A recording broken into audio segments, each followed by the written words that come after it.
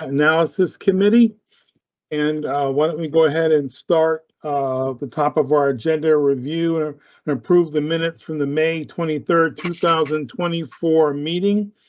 Are there any questions or comments with regard to those minutes? No. There being none, is there a motion to approve? I move to approve. Second?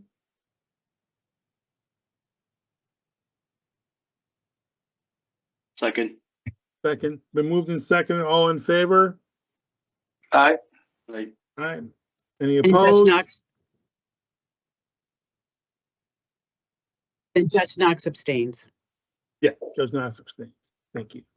All right, so next matter on the agenda is review of any additional demographic information with regard to really sort of reviewing what we had talked about previously. I'll turn that over to Mr. Grealish. Thank you, Judge Brown. I think what we discussed last time is getting kind of a format to put information into, to put in the report. And what I did was I was able to gather the information for Hartford to give you an idea. I moved some stuff around because, you know, the data, just to give you a description of how we collect this information, there's a jury management system which collects kind of like the demographic information. And there's a couple of data points that are in that system that allow you to see some of the activity, but we also collect stuff on paper. And the paper stuff that we collect really tells us the process through the voir dire process.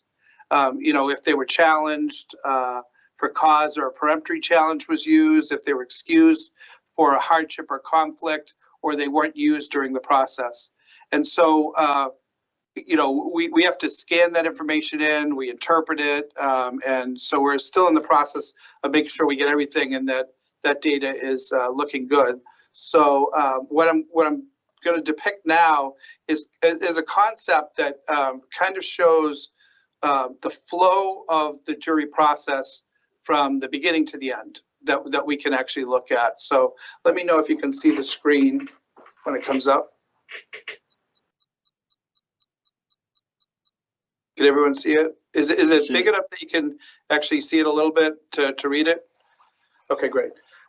So this is the Hartford Judicial District, and obviously the Judicial District consists of you know, a number of towns that are designated to Hartford.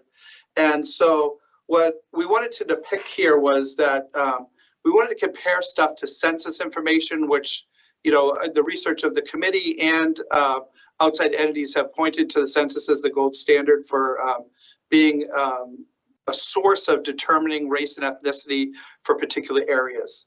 And so what we did was, as we pegged everything against the census in this chart, and I'm looking in particular at the top part of this chart, and I wanted to use language that people would understand, and you know, I am open to what anyone thinks on the committee on the use of how we describe things in this process. But one of the gaps that we have is that we know the census information, race and ethnicity. We know if a person comes into the court, the race and ethnicity, but the people we summon, we don't know their race and ethnicity because they have to respond and appear for them to actually give that information to us. It just doesn't appear on the, you know, the summons is something that they respond to the summons and they give us that affirmatively their designation for race and ethnicity. And so the first two boxes here, we have the census, and then we have the ones that appeared for jury duty. And the appeared for jury duty consists of two groups. There's a group that were never assigned to a panel, so they came into the courthouse and they did not have a designation like you're going to be questioned for case XYZ. And then we have the people who are actually assigned to a panel. So you can see in Hartford, during the time frame that we looked at, there were 1,191 people that were not assigned to a panel, and there were 1,926 that were assigned to a panel. Now, the assignment process is a random process. The computer determines who gets assigned for a case. So my best example is you have 100 people that come into the courthouse for jury duty on one day, and then the clerk says, I need 30 people. They put the number 30 into the computer system. The system randomly selects 30 people, and there's 70 people left over in the courtroom, in the jury assembly room. So there's 70 people waiting to be assigned to another case. So those 30 people go off to the courtroom, they're assigned to a case. The 70 people could be used for another case, or they could be not used for the day because we only needed the first 30, it turns out. And so the people that appeared for jury duty consist of both those groups. The not assigned are the ones who were never assigned to a case, and the other ones were assigned to a panel. So, and then we have the voir dire process itself. There's clearly distinct outcomes that can occur during voir dire. You could be challenged for a cause, or a peremptory challenge can be exercised against you. You could be excused for hardship or conflict, or you could be selected as a juror or an alternate. And it's kind of a finite world. Like it fits into one of those boxes. The only exception is not used after they have been assigned to a panel.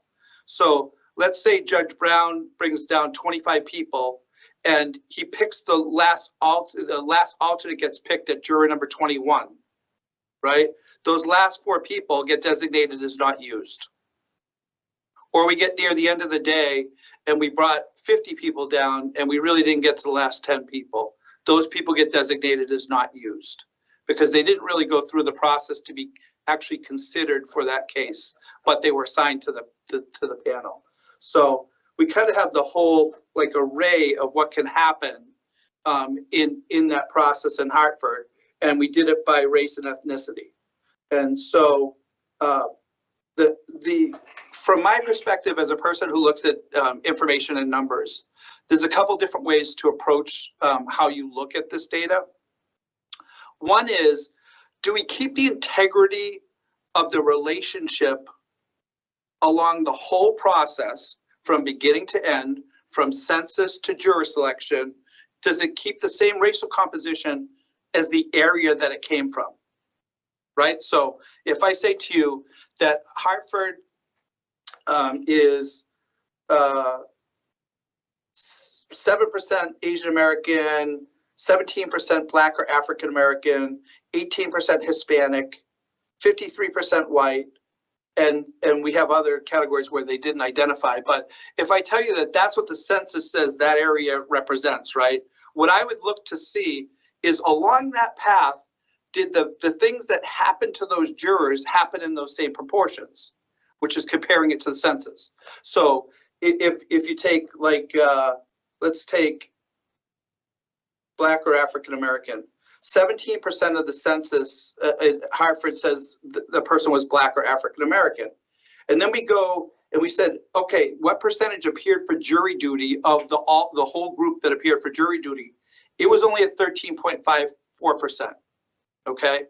Now, the question is, why would it be lower than the percentage of the census? Like why when people appeared, why was that percentage lower? And that could be a summoning related thing, or it could be the responses that they gave to the summoning, that they requested excusal from the jury selection process. I'm over 70 years old. English isn't my first language. You know, I'm disabled and I really can't sit through the process. So, you know, that would, when you see like a discrepancy that occurs in that first part, it has something to do with the summoning and the response to the summoning. If we see a problem in the second part of the equation, which is we see a degradation of the numbers as we get into like challenges, excusals, not a selection process, that's more of the process that occurs in the court, obviously, you know, like the challenges for cause and peremptory challenges and excusal for hardship, excusal for conflict, that's occurring after the summoning occurs. So, you know, from my perspective, you want to kind of identify which one of those two things is contributing significantly to the process if there's one that significantly contributes. So theoretically, what you would want to happen is you would want the end game, which is a juror, right, to represent the beginning of the game, which is the census. And so if you see a discrepancy, your next thing that you look at is, where did the discrepancy occur most? or did it occur in several places, you know? So if you look at this, what we thought was in this next chart is we'll break it down into that kind of summoning voir dire process. Oops, sorry, that's my bad.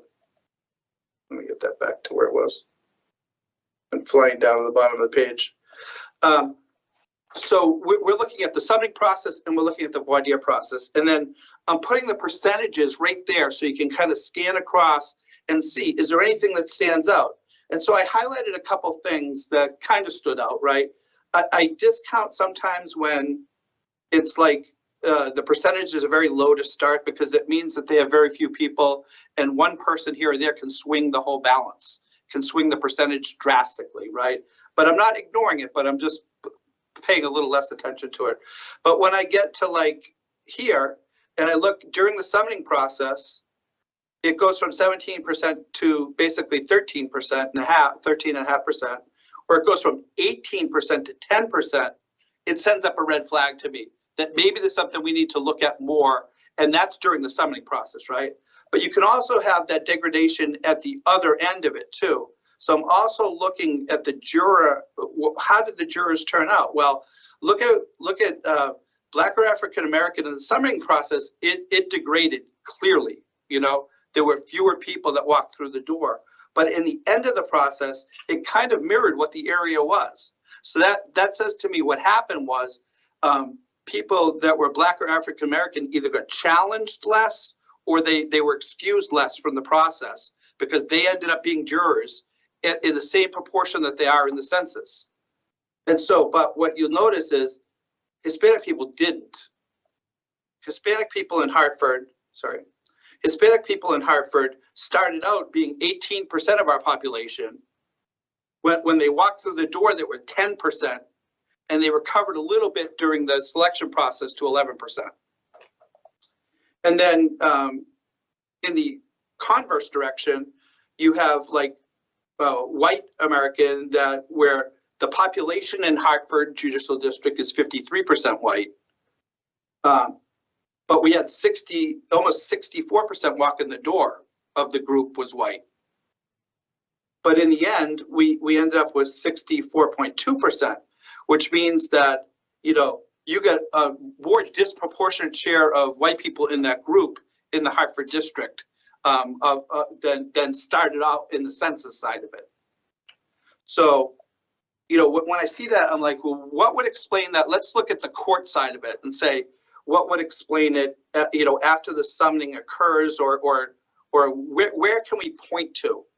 And so what we did is we broke the district down by every location that's in the district, like every town that's identified as part of Hartford district. And then we compared the census information to the voir dire information. And we said, okay, well, what percentage of people are from Hartford in the census? And then what percentage of people from Hartford, the city of Hartford, showed up? And then we did it for every location. And we took the top ones, because you always look at the top ones first, because they drive the equation more often than the ones that have fewer instances. And just with Hartford alone, is if you have any drop from the census to the voir dire process, and you look at Hartford, what you'll notice is the city of Hartford has 35% Black or African American and almost 44% Hispanic. So if I take fewer people from city of Hartford, I'm going to have a problem, because that alone, those two percentages together, you're dealing with almost 80% of the Hartford judicial in Hartford are Black or Hispanic, right? So if I take fewer people from there, I'm naturally taking fewer Black or Hispanic people in that pool. And then we did that with some of the other cities. That I know that Manchester was raised because they're up. We took the top 4 and kind of looked at those. East Hartford, Troy Brown had mentioned East Hartford, which has a very large percentage of people who are Black or Hispanic too, and that was down. You know, and Manchester was down, and that's not a huge population, but it's definitely high. And so when you factor that in and then look at West Hartford, had 10.7% of the census, but they had 12.41% of the people walking through the front door. And then we look at West Hartford. What does West Hartford consist of? 68% white people, you know? And so when you add up all those things together, it starts explaining the picture of why, like in Hartford, why those numbers changed along that path, you know? And I think ultimately the end game, if the committee believes the end game is we're trying to get the jury pools to look composition-wise similar to what the census is, similar to what the area is that represents that judicial district, you know, that we should approach it by looking at kind of those contrasts between, you know, what it was at the beginning, the census, and what it turned out to be the juror.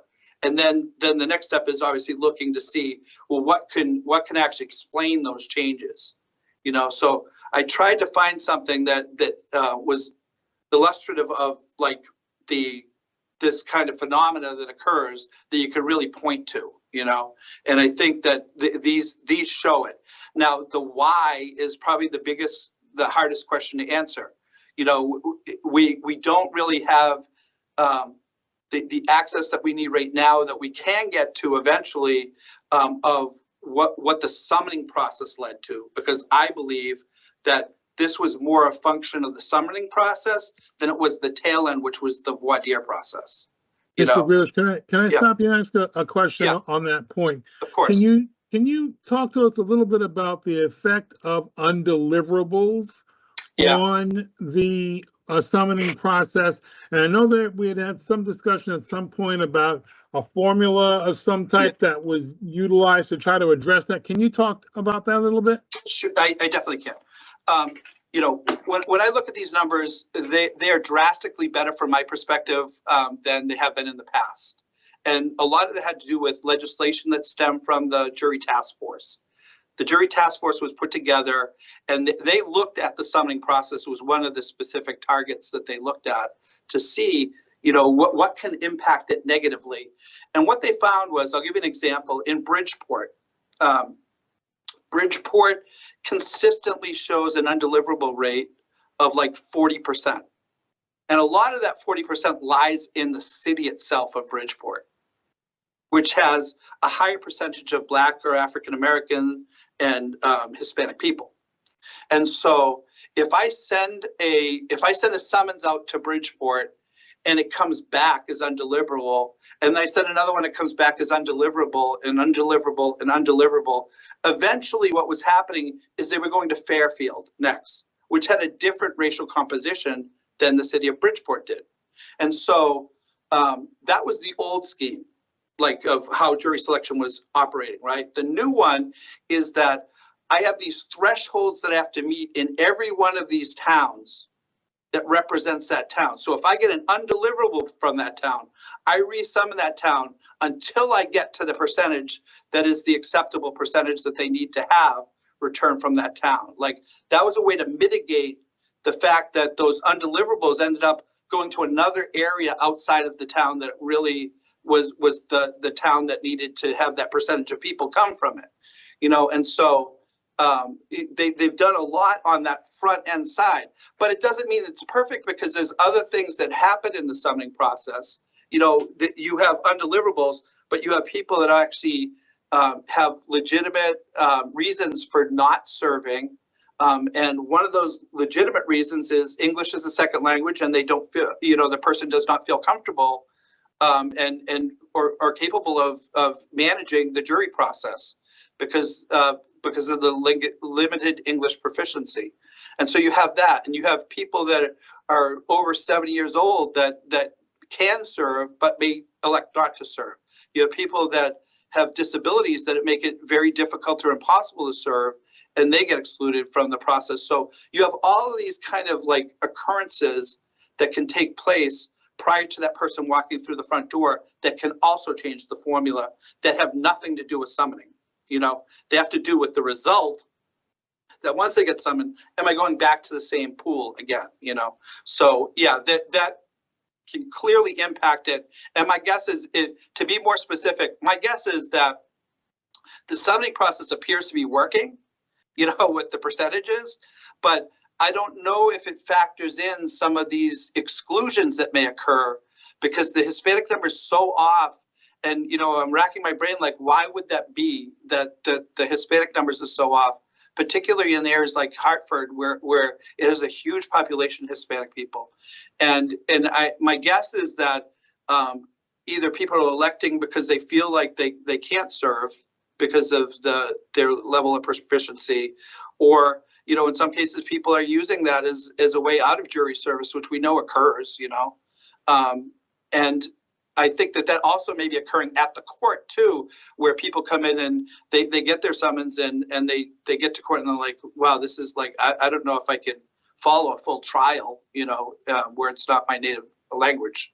So I think that it's going to be very difficult for us to determine that element of it, but I think we could clearly identify, areas of concern to the degree that there are any, and areas that look like have been successful, particularly in the summoning, because I think the summoning process looks to me that it is adjusted pretty well, and this is more an issue that did it go out to the correct area? Probably. Did we get more than expected? I would like to see those numbers of like what occurred, like what were people excused, were there a ton of undeliverables, and particularly in Hartford. And I'm not saying that this is, I haven't, fully examined whether this occurred in other districts similarly, because it may not have, this may be isolated to Hartford, and that's something that we would need to once again point out and examine. But I do think the approach of like dividing up the process so we can kind of see the beginning and the end, and then start to look kind of deeper into, well, is it the first part of the process or is it the court part of the process? When people show up, is an approach that we can take and really get at the teeth of what's going on. But I think that on the whole, it looked pretty good. And even what was interesting to me is that with Black or African American, the group is that it recovered. By the time jury selection occurred, which is a positive sign. To me, that's a positive sign, because the only way it could recover once the number was low coming through the door is if the person that was Black or African American wasn't challenged as frequently, and or they didn't ask to be excused from the process, or weren't excused because of conflict or hardship. So those are positive things that there was a recovery that occurred there. But you'd feel more comfortable if the percentage coming in, we eventually get the people coming in at the front and into the courtroom, into the jury assembly room, is more a mirror of what the census is. I mean, that's what I would hope for. And then we leave less to kind of the challenge, excusal, chance portion of it, is I would rather have that occur. Start off even and then keep it even through the whole process. But that's what I have, and I'm confident we can get this information for every district, and this, there will be some question is how do we put that in a report, and it might be that we do the statewide information in the body of the report and make the rest as an appendices, so what would be a compilation of all the judicial districts in a single chart that shows that information, and we can clearly, consolidate that. But what I'll do is I'll send out this page of information so people can see it. And if there's a way or a description or something that works, or something that, is confusing or needs to be eliminated, we can definitely do that too. And I'm also confident that we have the census information for every single town in the state, so the appendix is going to be rather bulky, but it's going to be, replete with like information if people want to dig deeper into it, beyond what the committee does initially. There's a lot that will be there that people can also explore and look at beyond what we have. But I think the stuff we'll see is very obvious, but I would rather have other sets of eyes on it to look at it and see. I think this is very helpful, Director Grealish, and I do think numbers, usually we, as judges, we look to our words, to explain ourselves, but this is a situation in which the numbers speak, I think, to the audience. And obviously, this is the type of thing that we're going to want to incorporate into our report to the Chief Justice, along with the explanation of how we found, developed these numbers. Where did they come from? So I think this has been a very good explanation. I do think the way you've laid it out is very easy to follow.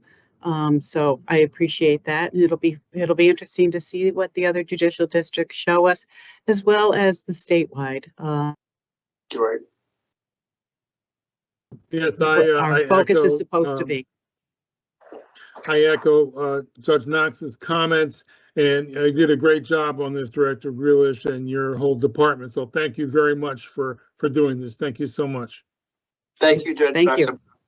Yeah, it is what we hope that it does is a story that people can see that, that it's overt, it's clear, and you can kind of see the whole path. So to the degree that we do that or make it even cleaner, you just let us know, and we'll definitely make it the best product we can, especially with the committee, because it's always better. Thank you.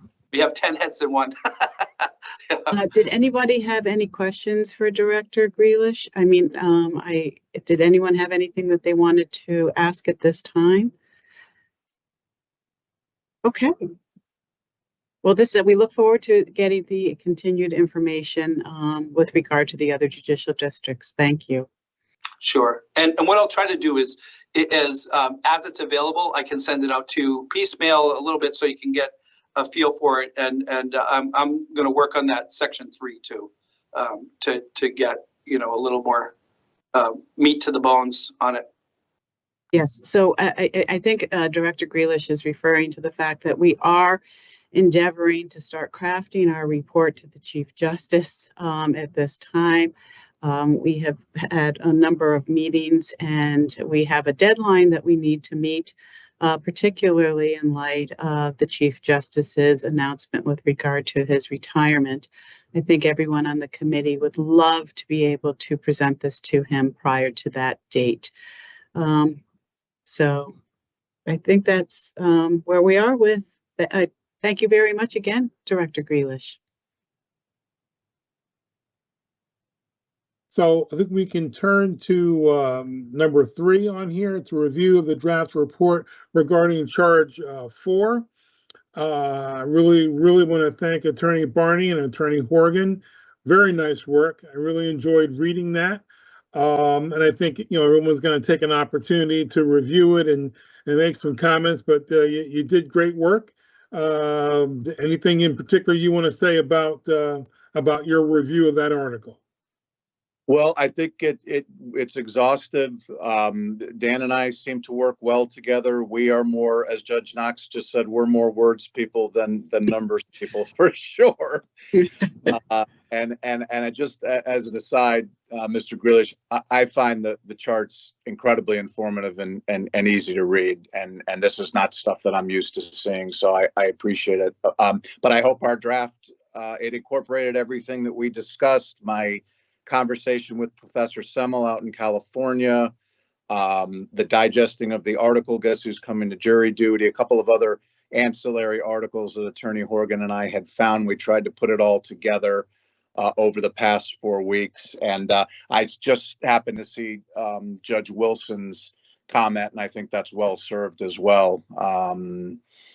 She's asking, as Professor Semmel said to me in our phone conversation, there needs to be some sort of uniform questionnaire, similar to the federal courts, and using, the U.S. Census information kind of as the gold standard. But I hope this, we're open, of course, to any and all criticisms, but I think this is, Your Honors, as in depth as we could go with it. Can I just make one I'm going to go into the weeds for half a second. I would appreciate, this may be that side of me, some formal citations to the article. So if you don't mind, or any other quotations, perhaps we could just even footnote if there's any quotations or and a formal citation to the article. I think the most important thing about the article is that it successfully did what we were asked to do in our charge, was the exhaustive research. And I think that that's probably the most important aspect of your report, to be, and you bring that forward. So thank you very much to you and Attorney Horgan for that. Yes, Your Honor. We were fortunate to have this article. We really were. But Attorney Horgan and I talked about citations and other edits, and we certainly can get that done for you. That would be most appreciated. I'm sorry I'm late. I'm taking a break. I'm on a jury trial, so we're taking our afternoon break. So I decided to join in.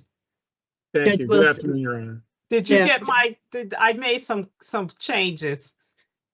Judge Wilson, I think Attorney Barney and Attorney Horgan are going to work your suggested edits into another draft. They did receive copies of them. And I have just mentioned that I think we need formal citations to the article. And then I think they're going to try to get us another draft prior to that will incorporate into a full report for further consideration. So they have them all. That's Okay. correct. Yes, and Thank thank you, Judge Wilson, for that input, and that certainly will be incorporated. Thank you. Yes, ma'am. Thank you. So I guess that really just brings us to almost last, the drafting of the report to the Chief Justice. As Judge Knox indicated, I think that we really are on a path to trying to get this report done through us and to the Chief Justice before his retirement. I think the plan is that hopefully we'll have more to talk about in that vein by our July 25th. Is that the date for the next meeting? I think. It is July 20. Yes, it's July 25th. Okay. Okay. So I'm just going to, I know everybody has summer plans. It's inevitable during the summer months. I would just like to put into the back of everyone's head that our objective is to try to pull together a preliminary draft prior to our July 25th meeting.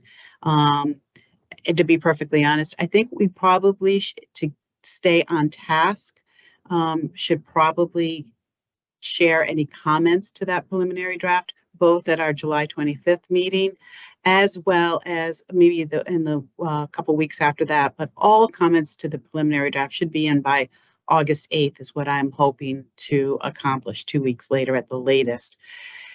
So, and then I'm wondering if we shouldn't schedule another meeting. I know this is going to conflict with people's schedules, but maybe another meeting for August 15th.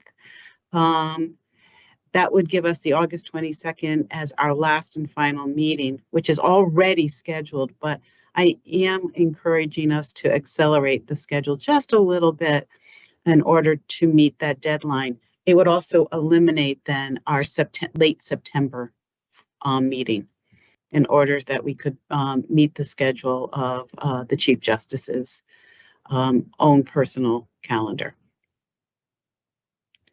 Does that seem workable to everybody? Yes, I just had a question, and you probably already stated it because I was late coming on the meeting, but when is the members of the committee going to get the preliminary draft? Well, Judge Brown and myself are working on certain portions of it. We're going to then Okay. take what attorneys Horgan and Barney have prepared and are going to revise and put that into it. Director Grealish is, because that's mostly based on, the charts. We need the narrative that goes with the charts. So Director Grealish is working on developing that. So it's already a work Okay. in progress. We're already putting pen to paper. We just haven't brought it all together. And I think Director Grealish probably needs the additional time because he just shared with us some additional charts today. So, and he's still a work in progress, to be perfectly honest. So he's the one that's going to most need the additional time. So, Judge Wilson, do you have a thought about the goal that we should have for that report prior to our July 25th meeting? I mean, you were the chairs. I defer to you because you're working on the bulk of it, but I just want to make sure that, because you said that we need to have all our comments, and I just like to have it so that I can have time to look at it and do. That's why you I know, didn't want everyone add to have their comments. comments in before July 25th. That's why I staggered it to 2 weeks after our Okay, July 20. So even if we run up against the July 25th meeting, we'll definitely have something to you by then.